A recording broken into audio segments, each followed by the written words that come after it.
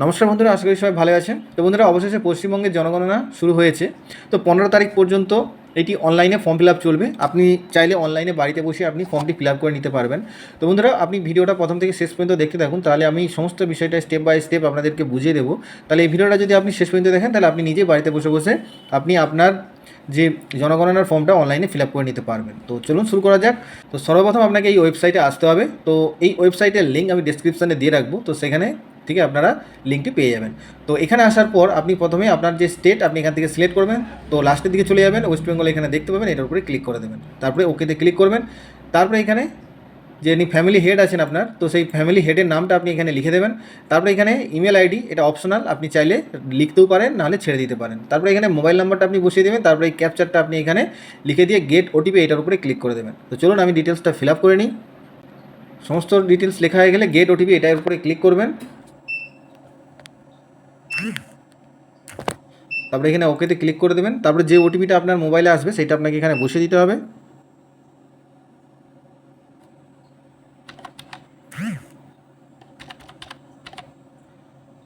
তারপরে এখানে আবার ক্যাপচারটা আপনাকে বসাতে হবে।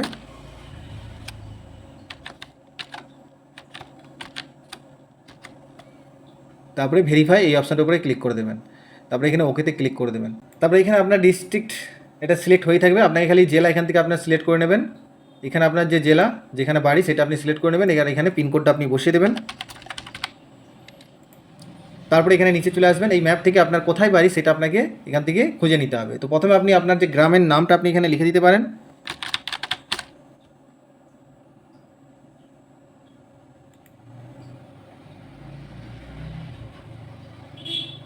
এখানে বলছে স্থানটি শনাক্ত হয়েছে, দয়া করে ডিজিটাল মানচিত্রে মার্কার চিহ্নটিকে সরিয়ে আপনার বাড়ির ওপর স্থাপন করুন।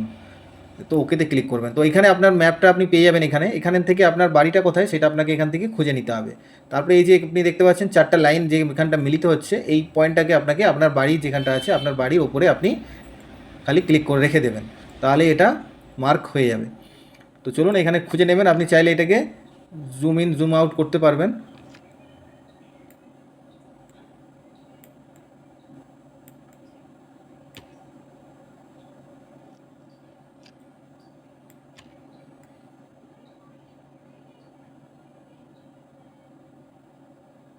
তো আপনার যে বাড়িটি আপনি এখান থেকে পরিষ্কার বুঝতে পারবেন, তো সেইভাবে আপনি এখানে রেখে দেবেন সেই পয়েন্টের উপরে, বাড়ির উপরে।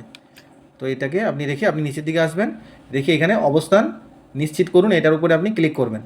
তারপরে এখানে সেভ করুন এবং পরবর্তী পর্যায়ে এগিয়ে যান, এটার উপরে ক্লিক করে এখানে হ্যাঁ এটার উপরে ক্লিক করে দেবেন। এরপরে দেখবেন ফর্মটি এসে যাবে। এই ফর্মের এখানে দেখতে পাচ্ছেন 6টা স্টেপ আছে। অলরেডি 2টো স্টেপ এখানে, একটা স্টেপ ফিল আপ হয়ে গেছে, স্থানের বিবরণটা দেওয়া হয়ে গেছে। তো 2 নম্বর স্টেপে চলছে। তো এই 2 নম্বর স্টেপটা আপনার ফিল আপ করার পরপর এখানে 6টা স্টেপ কমপ্লিট করে দিলে আপনার ফর্মটি ফিল আপ হয়ে যাবে। তো সমস্ত বিষয়টা আপনারা ভালো করে পড়ে নেবেন, পড়ে তারপরে করবেন। আপনি বাংলা অথবা ইংলিশ দুটোতেই ফর্ম পাবেন। তো সেই অনুযায়ী আপনি সিলেক্ট করে আসবেন, তার এখানে সেই অনুযায়ী আপনারা এখানে পড়তে পারবেন। তো এখানে বলা রয়েছে সেন্সাস গৃহ হচ্ছে একটি বাড়ি বা একটি বাড়ির অংশ যা রাস্তা বা এজমালি উঠোন বা সিঁড়ি ইত্যাদি থেকে নিজস্ব আলাদা প্রবেশ পথ থাকার সুবাদে একটি স্বয়ংসম্পূর্ণ অংশ হিসেবে ব্যবহৃত বা পরিগণিত হয়। তো এখানে সেন্সাস গৃহ নম্বর, তো এখানে সেন্সাস গৃহের মেঝের প্রধান উপাদান, তো আপনার মেঝে যেটা আছে তার প্রধান উপাদানটা কি এখানে জানতে চেয়েছে। তো এখানে বলছে সেন্সাস গৃহের মেঝের বেশিরভাগ অংশ যে উপাদান দিয়ে নির্মিত হয়েছে তা নথিভুক্ত করুন। তো আপনার যে মেঝে যেটা আপনার মেঝে বাড়ির, তো সেটা কোন উপাদানটা দিয়ে বেশি পরিমাণে দেওয়া হয়েছে সেই উপাদানটা এখান থেকে আপনাকে সিলেক্ট করতে হবে। তো কোন উপাদানটা বেশি আছে, তো এখানে দেখতে পাচ্ছেন প্রথমে মাটি আছে, তারপরে কাঠ বাঁশ, তারপরে পোড়া ইট, পাথর, সিমেন্ট, মোজাইক, মেঝে টালি মানে টাইলস আছে কিনা এবং অন্যান্য। তো এর মধ্যে থেকে যেটা আপনার বাড়ির মেঝে সেইটা আপনি এখান থেকে সিলেক্ট করে নেবেন। তো এখানে আমি একটা সিলেক্ট করে নিলাম। এরপরে আপনি আপনার বাড়ি অনুযায়ী আপনি এখান থেকে সিলেক্ট করে নেবেন। তারপরে দ্বিতীয় নম্বরে আছে এখানে সেন্সাস গৃহের দেওয়ালের প্রধান উপাদান। তো এখানে দেওয়ালের কথা বলছে, সেন্সাস গৃহের এখানে নিয়ে আসলে এখানে এই অপশানে চলে আসবে, এখানে আপনারা পড়তে পারবেন বিষয়টা কী বলা রয়েছে, এখানে লেখা আসবে সেন্সাস গৃহের দেওয়ালের বেশিরভাগ অংশ যে উপাদান দিয়ে নির্মিত হয়েছে তা নথিভুক্ত করুন। যদি দেওয়ালের উপাদান বোঝা না যায় তাহলে বিকল্প হিসেবে অন্যান্য বেছে নিন। যদি এই অন্যান্য বেছে কারা নেবেন, যাদের এই অপশানের মধ্যে কোনোটা আপনার থাকছে না তখন অন্যান্যটা বাঁচবেন। তো এখানে বলছে উপাদান আপনার বেশি পরিমাণে যেটা আছে আপনার দেওয়ালে, তো এখানে ঘাস, খড়, বাঁশ ইত্যাদি, প্লাস্টিক, পলিথিন, মাটি, কাঁচা ইট, কাঠ, গাঁথনি করা পাথর, জিআই মেটাল, এসবেস্ট শিট, পোড়া ইট, কংক্রিট এবং অন্যান্য, এর মধ্যে যে অপশানটা সেটা আপনি সিলেক্ট করে দেবেন। তো যদি ইটের বাড়ি হয় পোড়া ইট আপনি এখান থেকে সিলেক্ট করে নেবেন পাকা বাড়ি হলে। তারপরে সেন্সাস গৃহের ছাদের প্রধান উপাদান, তো আপনার ছাদটা, তো আপনার সেমভাবে আপনার ছাদের উপাদানটা কী আছে আপনারা এখানে দেখতে পাচ্ছেন। আমি আর এখানে পড়ে শোনাচ্ছি না কারণ ভিডিওটা লম্বা হয়ে যাবে।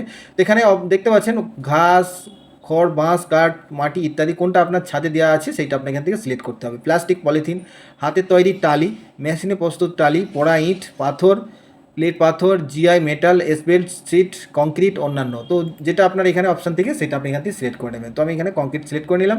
তারপরে সেন্সাস গৃহের বর্তমান অবস্থা, তো এখানে অবস্থাটা কেমন আপনার গৃহে সেটা আপনার মানে আপনার বাড়ির অবস্থাটা কেমন সেটা এখানে জানতে চেয়েছে। এখানে ভালো, বাসযোগ্য, ক্ষতিগ্রস্ত। তো এর মধ্যে যেটা হবে, তো আপনার যদি খুব ভালো থাকে তো আপনি ভালো রাখবেন, যদি বাসযোগ্য হয় মোটামুটি আপনি বাসযোগ্যতা রাখবেন, যদি ক্ষতিগ্রস্ত হয়ে থাকে বাড়ি তাহলে ক্ষতিগ্রস্ততে সিলেক্ট করে নেবেন। তো এখানে সেভ করুন এবং পরবর্তী পর্যায়ে এগিয়ে যান, এটার উপরে আপনি ক্লিক করে দেবেন। তো এখানে হাতে ক্লিক করে দেবেন, তারপরে নেক্সট টবে চলে আসবেন।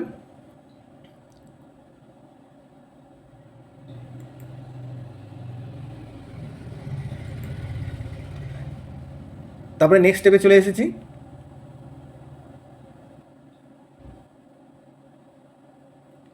তারপরে বলছে এই পরিবারে নিয়মিতভাবে বসবাসকারী সদস্যের মোট সংখ্যা, তো এখানে কজন বসবাস করে সেইটা আপনাকে এখানে বসাতে হবে। তো এখানে আপনার পরিবারে মোট সদস্য কতজন আপনি গণে হিসেব করে আপনি এখানে বসিয়ে দেবেন। তো আমি এখানে একটা বসিয়ে দিচ্ছি।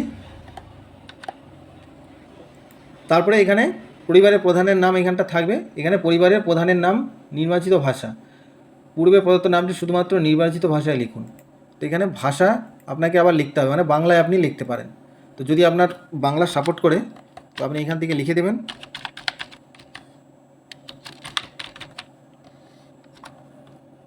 তো বাংলা ভাষাটা এরকমভাবে আপনি লিখে দেবেন। তারপরে এখানে পরিবারের প্রধানের লিঙ্গ, প্রধান কে সেইটা আপনাকে এখানে সিলেক্ট করে নিতে হবে। তো এখান থেকে আমি ক্লিক করে দিলাম। তারপরে নিচের দিকে চলে আসবেন। তারপরে এখানে পরিবারের প্রধান তপশিলি জাতিভুক্ত বা তপশিল জাতিভুক্ত বা অন্যান্য কিনা, এখানে যদি তপশিল জাতি মানে এসসি, এসটি বা অন্যান্য এই তিনটের অপশন দেওয়া রয়েছে। তপশিলি জাতি মানে এসসি, তপশিলি উপজাতি মানে এসটি এবং অন্যান্য মানে যদি আপনি তপশিলি জাতির বাইরে থাকেন তবেই আপনি অন্যান্যটা সিলেক্ট করবেন। তো এখান থেকে আপনি একটা সিলেক্ট করে নেবেন। তারপরে এখানে এই গৃহের মালিকানার বিবরণ, এখানে গৃহ বলতে আপনার গৃহটা এখানে দেওয়া রয়েছে।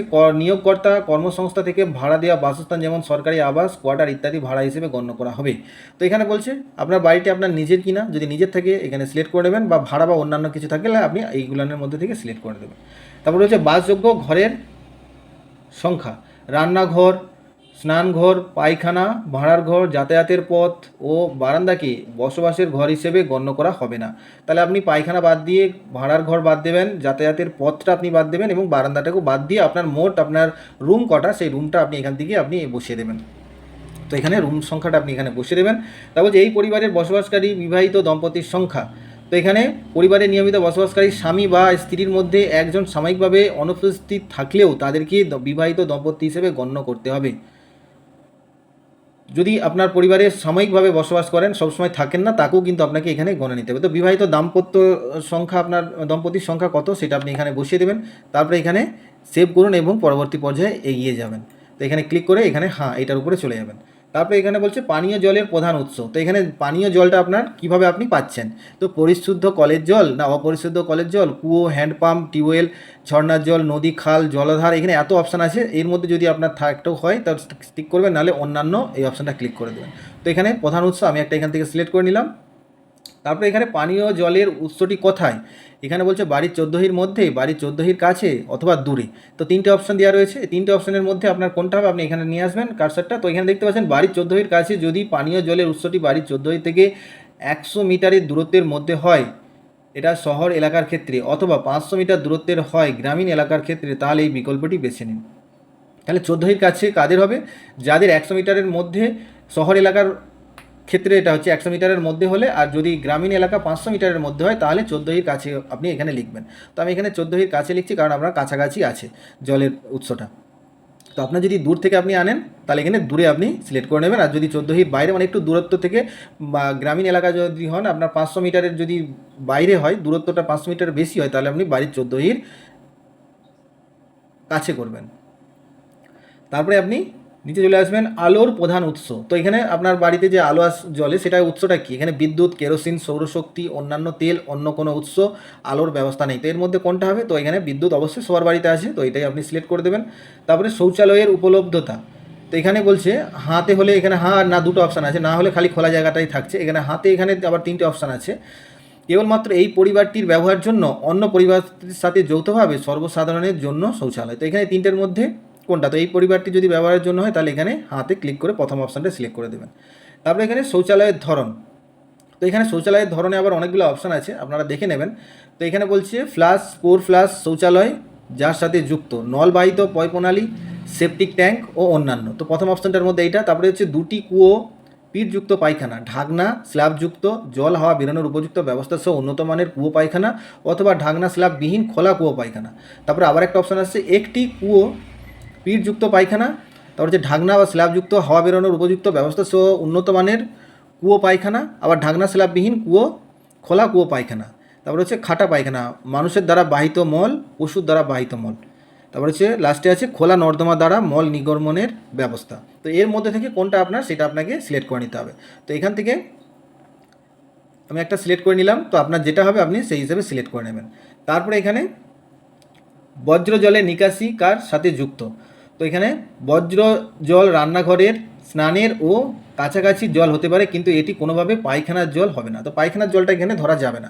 তো আপনার জলটা নিকাশি কীভাবে হচ্ছে? ঢাকনা নর্দমা, ঢাকা নর্দমা আছে, না খোলা নর্দমা আছে, না কোনো নর্দমা নেই। তো এখান থেকে আপনি একটা সিলেক্ট করে নেবেন। তারপরে এখানে বাড়ির 14টির মধ্যে স্নানের ব্যবস্থা আছে কিনা। তো বাড়ির মধ্যে আপনার স্নানের ঘর আছে কিনা সেটা আপনি এখান থেকে সিলেক্ট করে নেবেন। তো হ্যাঁ হলে অবশ্যই এই দুটো অপশান আছে, স্নানের ঘর আছে আর ছাদের মানে স্নানের জন্য ছাদবিহীন ঘেরা জায়গা আছে। তো দুটোর মধ্যে যেটা হবে, আর না হলে নাতে সিলেক্ট করে নেবেন। তারপরে এখানে রান্নাঘর ও এলপিজি, পিএনজি গ্যাসের রান্নার গ্যাস এর সংযোগ আছে কিনা। তো আপনার বাড়িতে রান্নার গ্যাসের সংযোগ আছে কিনা সেটা আপনাকে এবার এখান থেকে সিলেক্ট করতে হবে। এখানে দেখতে পাচ্ছেন অনেকগুলো অপশান রয়েছে। রান্নাঘরেই রান্না হয়, তার মধ্যে আবার দুটো অপশান আছে। রান্নাঘরে যে রান্না হয় তার এনপিজি গ্যাস, রান্নার গ্যাসের সংযোগ আছে কিনা সেটা জানতে যাচ্ছে। যদি থাকে তাহলে এখানে টিক মার্ক দেবেন। আর যদি এলপিজি, পিএনজি রান্নার গ্যাসের সংযোগ নেই তাহলে এটা দ্বিতীয়টাতে টিক মার্ক দেবেন। তারপরে এখানে আরেকটা অপশান আসছে, বাড়ির মধ্যে রান্না হয় কিন্তু রান্নাঘরে রান্না হয় না। তার মধ্যে এখানে কোনটা আছে? এলপিজি, পিএনজি রান্নার গ্যাসের সংযোগ আছে, এলপিজি, পিএনজি রান্নার গ্যাসের সংযোগ নেই। এখানেও এই অপশনটার মধ্যে দিকে সিলেক্ট করতে। তারপরে এখানে বলছে খোলা জায়গায় বাড়ির বাইরে রান্না হয়। তো বাড়ির বাইরে যদি রান্না হয়, এলপিজি, পিএনজি রান্নার গ্যাস আছে কি না, আর রান্নার গ্যাস নেই যদি থাকে তাহলে এটা সিলেক্ট করে দেবেন। তারপরে এখানে রান্না হয় না, যাদের রান্না হয় না তাহলে এটা সিলেক্ট করে দেবেন। তো এর মধ্যে থেকে আপনি একটা সিলেক্ট করে নেবেন।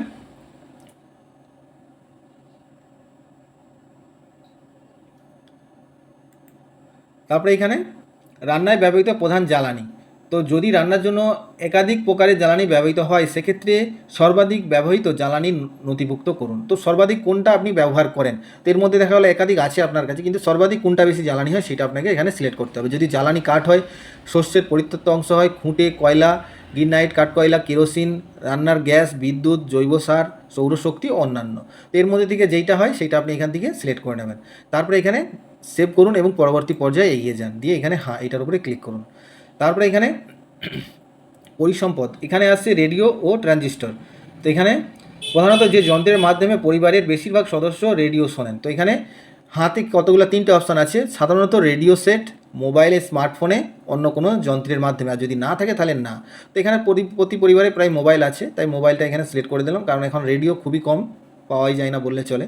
তারপরে এখানে টেলিভিশন বলতে টিভির কথা বলা আছে। তো আপনার বাড়িতে যদি টিভি থাকে তো এখানে হায়ের মধ্যে থেকে সিলেক্ট করবেন, আর যদি না থাকে তো প্রথমেই নাতে ক্লিক করে দেবেন। তো এখানে টেলিভিশনটা দেখেন বিনামূল্যে দূরদর্শনের ডিশ অ্যান্টেনার মাধ্যমে, না অন্যান্য ডিটিএইচ মানে ডিশ টিভি যদি থাকে তাহলে ডিটিএইচটা সিলেক্ট করবেন। তারপরে যদি কেবল লাইন থাকে তাহলে কেবলটা সিলেক্ট করে দেবেন, আর যদি অন্যান্য কোনো মাধ্যম থাকে তাহলে অন্যান্যটা সিলেক্ট করে দেবেন, আর যদি না থাকে তাহলে না। তারপরে চলে আসবেন ইন্টারনেটের উপলব্ধতা। তো আপনি ইন্টারনেট ব্যবহার করেন কি না, তো সেটা আপনি কীভাবে করেন, এখানে ল্যাপটপে, কম্পিউটারে, মোবাইলে, স্মার্টফোনে, অন্য কোনো মাধ্যমে। তো কীভাবে আপনি করেন সেটা এখানে 3টের মধ্যে সিলেক্ট করবেন, আর যদি না থাকে তাহলে নাতে সিলেক্ট করে দেবেন। তো মোবাইল নিশ্চয়ই আছে স্মার্টফোনে, তো মোবাইলে এখানে সিলেক্ট করে দিলাম। তারপরে ল্যাপটপ, কম্পিউটার। তো ল্যাপটপ, কম্পিউটার আছে কি নেই সেটা আপনি এখান থেকে সিলেক্ট করে নেবেন। ল্যাপটপ বা কম্পিউটার যে কোনো একটা থাকলে আপনি হাতে ক্লিক করবেন। Telephone, mobile phone, smartphone. তো এখানে টেলিফোন এইগুলো আছে কিনা জানতে চাইছে। তো এখানে হাতে শুধুমাত্র যদি ল্যান্ডলাইন থাকে তাহলে এখানে ল্যান্ডলাইনে করবেন। শুধুমাত্র মোবাইল হলে স্মার্টফোন বা অন্যান্য সাধারণ মোবাইল মানে যাদের কিপ্যাড ফোন আছে তারা এইটাকে সিলেক্ট করবেন। আর যদি উভয় থাকে তাহলে উভয়, আর যদি না থাকে তাহলে না। তো এখানে স্মার্টফোন আছে তাই এখানে স্মার্টফোন সিলেক্ট করে দিলাম। এবারে বলছে সাইকেল এবং স্কুটার, মোটর সাইকেল, মোপেড। তো এখানে কী কী আছে জানতে চাইছে। যদি শুধু সাইকেল থাকে সাইকেলে সিলেক্ট করবেন, যদি স্কুটার, মোটর সাইকেল, মোপেড থাকে সিলেক্ট করবেন, দুটোই আছে সিলেক্ট করবেন, কোনোটাই নেই তাই যদি কিছু না থাকে তাহলে এখানে সিলেক্ট করবেন। তো এখানে কোনো একটা আছে স্কুটার, মোটর সাইকেল, মোপেড, তাহলে এটা সিলেক্ট করে দেবেন। তারপরে এখানে 4 চাকা, জিপ, ভ্যান, মোটর আছে কিনা সেটা জানতে যাচ্ছে, যদি থাকে হ্যাঁ, নাহলে নাতে ক্লিক করে দেবেন। পরিবারে প্রধানত কোন খাদ্যশস্য গ্রহণ করে। তো এখানে কোনটা প্রধান হিসেবে আপনারা গ্রহণ করেন। ধানজাত দ্রব্য, গমজাত দ্রব্য, জোয়ারজাত দ্রব্য, বাজরাজাত দ্রব্য, ভুট্টা জাতীয় দ্রব্য, অন্যান্য। তো এখানে ধান জাতীয় দ্রব্য যদি বেশি খান, মানে ভাত যদি বেশি খান, তাহলে এখানে ধান জাতীয় দ্রব্য আপনারা সিলেক্ট করে নেবেন। তারপরে এখানে নেক্সটে চলে যাবেন, তারপরে এখানে হাতে ক্লিক করবেন। তারপরে এখানে প্রিভিউ চলে আসবে। আপনারা সমস্ত ডিটেলসটা আপনি এখান থেকে চেক করে নেবেন, যা যা আছে চেক করে আপনারা এখানে ড্রাফট হিসেবে সেভ করে রাখতে পারবেন, অথবা নিশ্চিত করুন এবং সাবমিট করুন। আপনি এখান থেকে সাবমিট করবেন। যদি সাবমিট করেন তো সাবমিট করার পরেই আপনারা একটা প্রিন্ট আউট পাবেন, সেইটা আপনার কাছে অবশ্যই যত্ন সহকারে রাখবেন, কারণ অফিস থেকে যখন লোক আপনার বাড়িতে যাবে তো সেই আপনার সেই কপিটা আপনাকে কিন্তু দিতে হবে। সেই কপিটা আপনারা দেওয়ার পরে তারা সেইটা নিয়ে গিয়ে সেটা চেক করবেন, চেক করার পরে সেটাকে আপনার ভেরিফাই করবেন, করে অ্যাপ্রুভ করবেন। তো বন্ধুরা এইভাবেই যদি আপনারা ফর্মটা ফিল আপ করেন তাহলে আপনাকে আর কিছু করতে হবে না। আপনারা অবশ্যই নিজে করার চেষ্টা করবেন, কারণ অফিসের লোক অনেক, ওদের চাপ থাকে, ওরা অনেক সময় ভুল করেই ফেলতে পারে। তো আপনারা যদি নিজে করেন তাহলে ভুল হওয়ার সম্ভাবনা খুব কম। তো যেভাবে দেখালাম আপনারা নিজেরা বাড়িতে বসে বসে সেইভাবেই ফর্মটা ফিল আপ করে নিতে পারবেন। তো বন্ধুরা ভিডিওটা কেমন লাগলো একটু কমেন্টে জানাবেন। ভিডিওটা যদি ভালো লেগে থাকে অবশ্যই একটি লাইক করবেন, এবং চ্যানেলে যারা প্রথমে এসেছেন অবশ্যই চ্যানেলটিকে সাবস্ক্রাইব করে নেবেন। তো দেখা হচ্ছে পরবর্তী ভিডিওতে। ভালো থাকবেন, ধন্যবাদ।